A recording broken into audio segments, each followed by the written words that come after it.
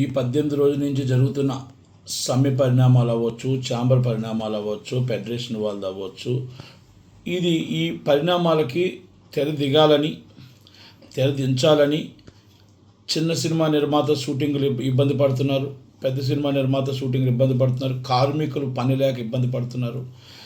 కనుక పని ఉన్నవాడికి పని ఉంటుంది, పని లేనివాడు పనికి లేకుండానే ఉంటున్నాడు. ఈ రెండింటికి తెర దిగాలని కోరుకుంటున్నాం ఎప్పుడు. కానీ ఏంటంటే ఇక్కడ నిన్న ఒక రూమర్ అవ్వచ్చు, నిజం అవ్వచ్చు, ఏదో అనిల్ గారిది ఏదో అక్కడ కేసులు ఉన్నాయని, ఆయన అబ్స్కాండ్లో ఉన్నారని ఏదో చిన్నవంత రూమర్గా చెప్తూ ఉన్నారు. అది నిజం అవ్వచ్చు, అబద్ధం అవ్వచ్చు.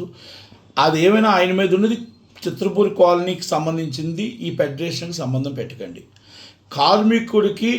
కార్మికుడు పని కావాలని కోరుకుంటున్నాడే తప్ప అగాధం కావాలని కోరుకోవట్లే. చిన్న సినిమా నిర్మాత షూటింగ్ చేయాలని కోరుకుంటున్నాడే తప్ప ఈ గొడవ పెట్టుకోవాలని కోరుకోవట్లే. పెద్ద సినిమా నిర్మాత కూడా షూటింగ్లు చేయాలి, ఈ అందరూ కలిసికట్టుగా ఉండాలనుకుంటున్నారు. గొడవలు మీకు నాయకులు ఎవరైనా నాయకత్వంలో నాయకులు తప్పు చేస్తున్నారు, దాంట్లో తప్పు చేయలేదని నేను చెప్పను. నిర్మాత కరెక్ట్గా ఉన్నాడు, కార్మికుడు కరెక్ట్గా ఉన్నాడు. నాయకులు తప్పు చేస్తేనే 18 రోజులు ఈ ప్రాబ్లం వచ్చింది.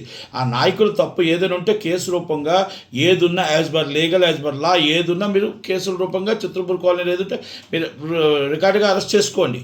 కానీ దయచేసి దీనికి లింకులు కలపొద్దు.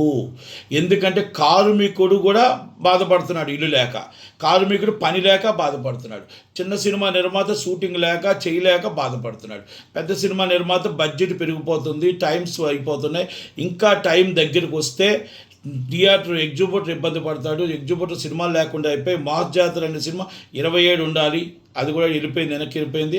అంటే రాను మనకి అన్నీ కూడా సినిమాలు రిలీజ్ డేట్లు మిస్ అయిపోయే అవకాశం ఉంటే ఆ అవకాశాలు చాలా కష్టాలు వస్తాయి. ఆ తర్వాత టైమింగ్స్ రావు, ఫైనాన్షియల్గా అన్నీ కూడా దెబ్బతినే అవకాశం ఉంది. కనుక నేను లేబర్ కమిషనర్ గారిని, నేను రేవంత్ రెడ్డి గారిని, వీళ్ళందరూ కూడా, చిరంజీవి గారు క్లియర్ కట్గా చెప్పారు, వాళ్ళకి న్యాయం జరగాలి, చిన్న సినిమా నిర్మాతలకి న్యాయం జరగాలి, అలాగే పెద్ద సినిమా నిర్మాతలకి న్యాయం జరగాలని చెప్పి ఆయన పిలిచి మా బాధలు విన్నారు. పెద్దవాళ్ళు వచ్చి ముందు చెప్పారు, తర్వాత ఫెడరేషన్ వాళ్ళు చెప్పారు, ఫెడరేషన్ ఎవరైతే ఆ కార్మికులు చెప్పారు.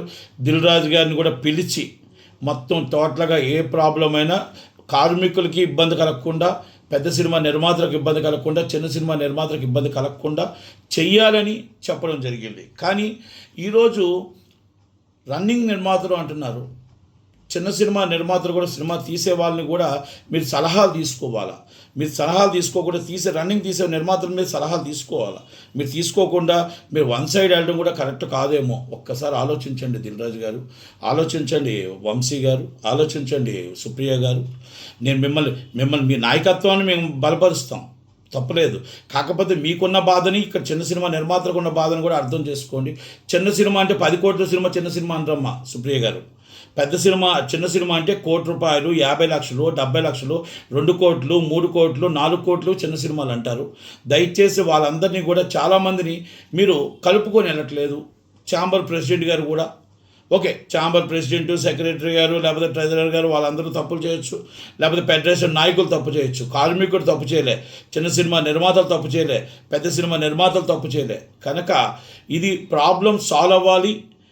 ఆ ఫెడరేషన్కి చిత్రపూర్కి లింకు కలపొద్దు, ప్రాబ్లం సాల్వ్ చేయండి. నాయకులు ఎవరు తప్పు చేసినా ఇమీడియట్లీ వాళ్ళ మీద కేసు పెట్టండి, యాక్షన్ తీసుకోండి. మళ్ళీ దయచేసి ఈ ప్రాబ్లం ఇవాళతో ఎండ్ చేయండి, ఇవాళతో ఎండ్ కార్డ్ వేయండి. కార్మికులకు కూడా న్యాయం జరిగేటట్టు వాళ్ళు 3 సంవత్సరాలకు అడిగేటప్పుడు మీరు అగ్రిమెంట్లో పెట్టారు, ఆ అగ్రిమెంట్లో పెట్టినది న్యాయం చేయండి. చిన్న సినిమా నిర్మాతలకి అగ్రిమెంట్లో పెట్టారు, చిన్న సినిమా నిర్మాతలకు కూడా అగ్రిమెంట్లో పెట్టారు. ఆ అగ్రిమెంట్లో 2018-22లో పెట్టిందని అమలు చేయండి.